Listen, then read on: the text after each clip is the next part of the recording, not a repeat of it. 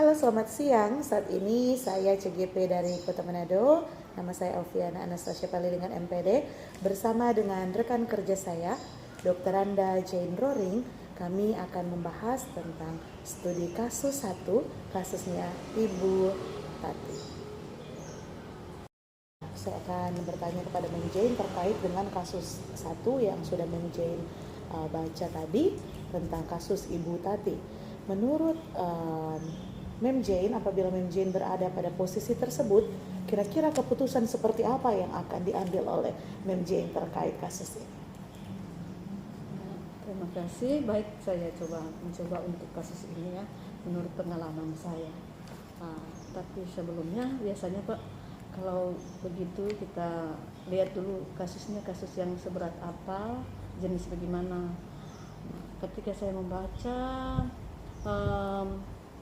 kasus ini, yang pertama kita harus lakukan itu mengetahui dulu bagaimana ya, sebesar apa kasus yang anak itu atau siswa lakukan sehingga dia mendapat punishment atau hukuman seberat itu.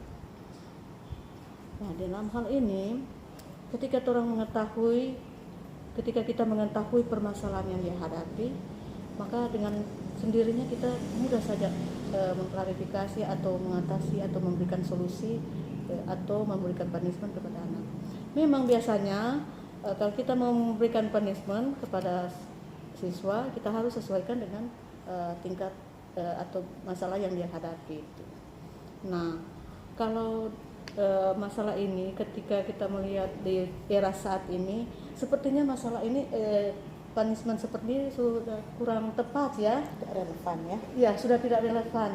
Karena memang itu punishment itu yang memang sudah dari dulu sudah turun temurun.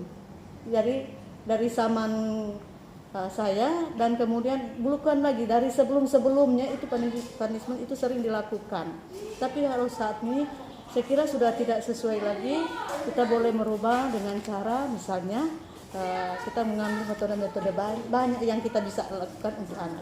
Misalnya anak itu kita beri punishment dengan cara tolong angkat itu tempat sampah sana. Semua yang ada di, kalau melihat itu beratnya hukumannya yang sudah dialami oleh si anak. Jadi ambilkan tempat sampah, kemudian mengangkat sampah ya. Katakan kepada anak itu, tolong kamu keliling semua kelas, bukan cuma di kelasnya, tapi boleh karena dia kan artinya tingkatnya itu bagaimana sehingga dia boleh mengut sampah semua yang ada di sekolahnya itu.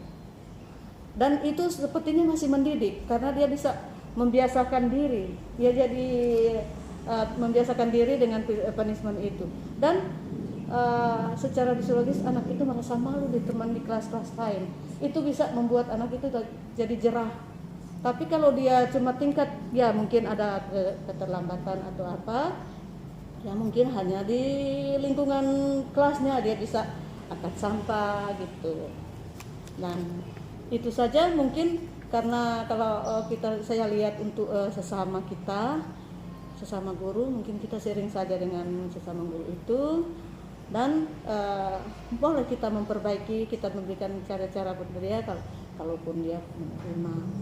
Karena ini case-nya saya bukan guru kelasnya, hanya paralel dia jadi bersampingan. Kemudian saya lihat kenapa anak ini dihukum seberat itu.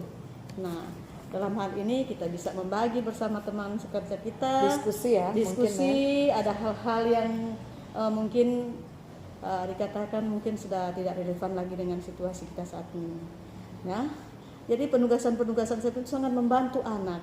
Itu merupakan satu didikan kita dan juga menyangkut wibawa guru. Kalau kita memberikan punishment kemudian anak itu tersakiti, bisa saja itu sampai ke seumur hidup barangkali ya. Iya. Tapi ketika kita memberi dengan cara yang mendidik, pasti anak itu terkesan. Dia akan segan lagi.